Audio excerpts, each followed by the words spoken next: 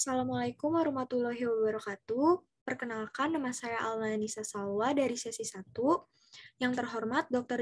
Arthur MPD selaku dosen pengampu mata kuliah Strategi dan Media Pembelajaran Vokasional. Di sini saya akan mempresentasikan hasil kerja saya yang berjudul tentang menyusun sintaks pembelajaran pada model pembelajaran problem-based learning dalam mata pelajaran fisika.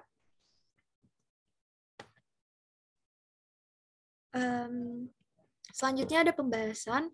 Di sini ada 7 pembahasan yang akan saya bahas.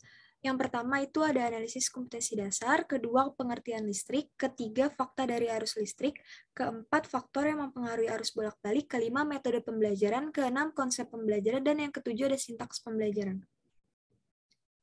Yang pertama ada analisis kompetensi dasar. Di sini saya ambil bidang keahlian dari teknologi dan rekayasa, program keahlian teknik konstruksi dan properti, kompetensi keahlian desain permodelan dan informasi bangunan, dan mata pelajaran fisika. Kompetensi dasar yang saya ambil yang pertama menganalisis rangkaian listrik arus bolak-balik, yang kedua memecahkan masalah teknologi berkaitan dengan arus listrik bolak-balik. Selanjutnya yang kedua ada pengertian listrik.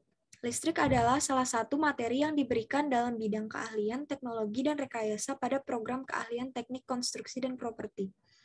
Listrik sendiri sudah memperkenalkan oleh Thomas Alva Edison melalui perusahaannya yaitu General Electric dan digunakan secara komersil pada akhir abad ke-19.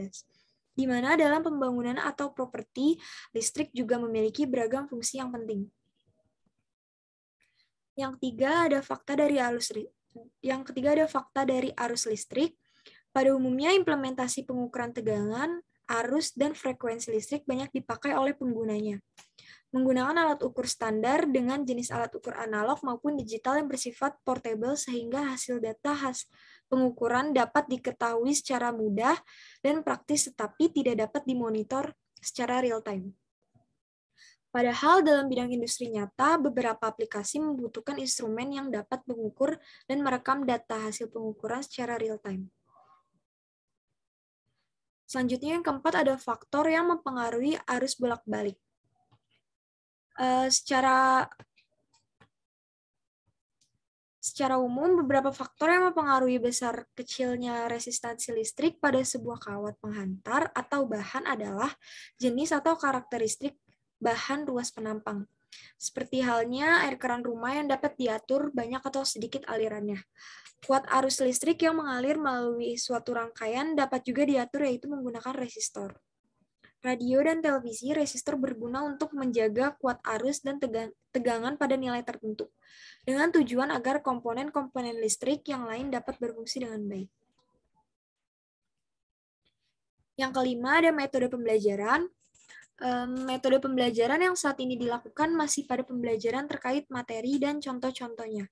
Laboratorium IPA kerap kali hanya difungsikan saat adanya kegiatan akreditasi sekolah.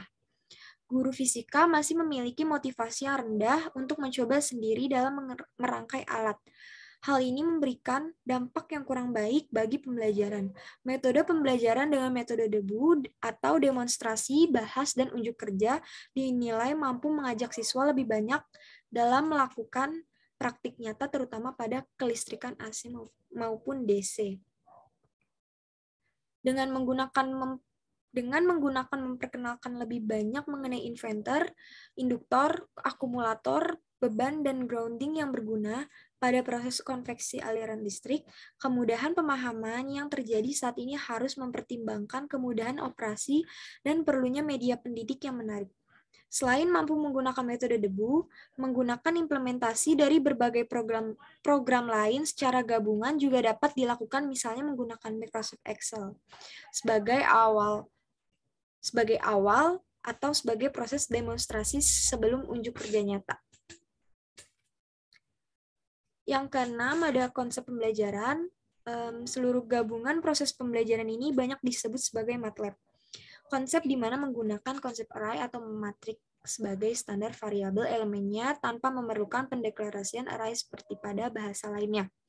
Selain itu, juga dapat diintegrasikan dengan aplikasi dan bahasa pemrograman eksternal seperti C, Java, Net, dan Microsoft Excel. Simulink sendiri mempunyai banyak kegunaan, misalnya untuk mensimulasikan rangkaian elektronik, sinyal processing, pemodelan persamaan diferensial, dan masih banyak lainnya. Yang ketujuh ada sintaks pembelajaran.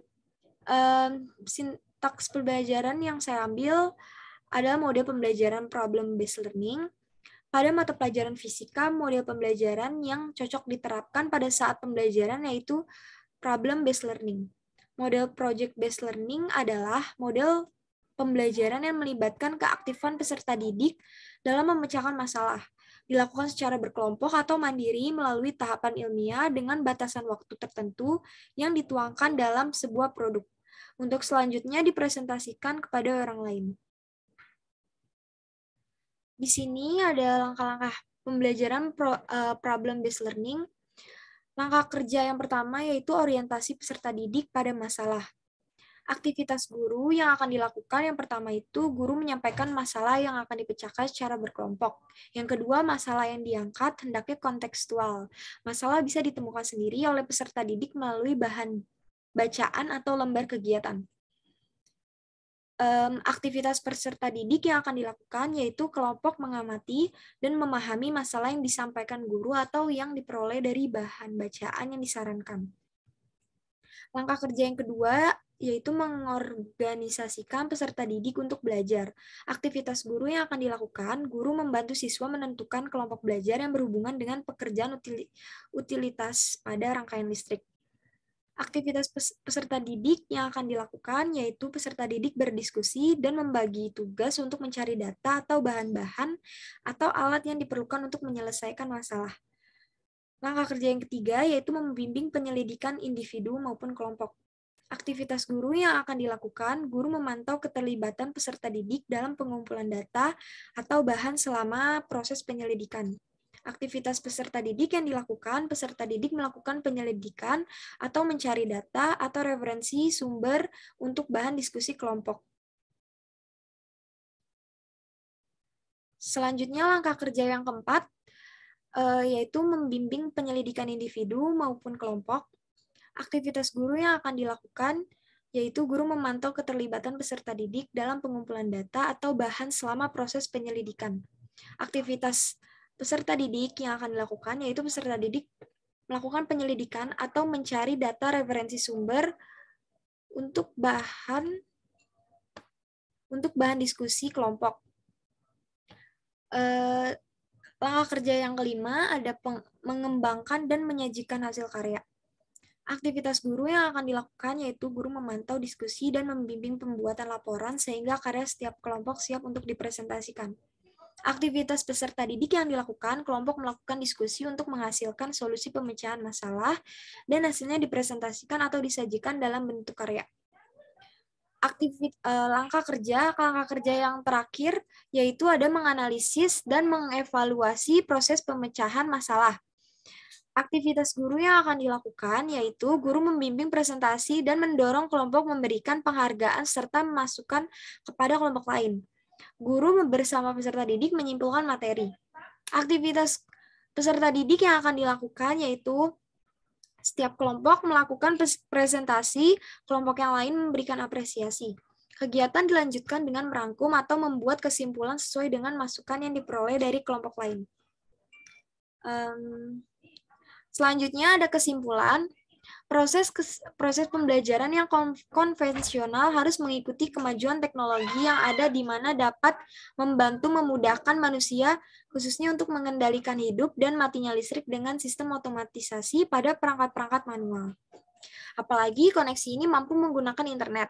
Di tengah COVID-19 yang tak jarang memaksa siswa untuk menerapkan Internet of Things, yaitu menggunakan internet sebagai media utama pembelajaran dan tetap memaksa siswa untuk memiliki high order thinking dalam setiap prosesnya. Tujuannya tentu agar siswa mampu memahami rangkaian-rangkaian catudaya sesuai kompetensi yang diberikan. Secara umum, prinsip rangkaian catudaya terdiri atas komponen utama dan komponen pendukung agar rangkaian tersebut dapat berfungsi dengan baik. Strategi pembelajaran ini harus diganti yaitu dengan model problem-based learning. Dengan adanya penerapan pembelajaran problem-based learning, bukanlah penyampaian sejumlah besar pengetahuan kepada siswa, melainkan pada pengembangan kemampuan berpikir kritis dan kemampuan pemecahan masalah, dan sekaligus mengembangkan kemampuan peserta didik untuk secara aktif membangun pengetahuan sendiri. Tahapan-tahapan pembelajaran dari model problem-based learning tersebut menuntut siswa untuk berpikir high level. Karena dengan diberikan masalah dan kemudian siswa dituntut untuk memecahkannya, penalaran ilmiah siswa akan lebih berkembang. Berikut ada referensinya.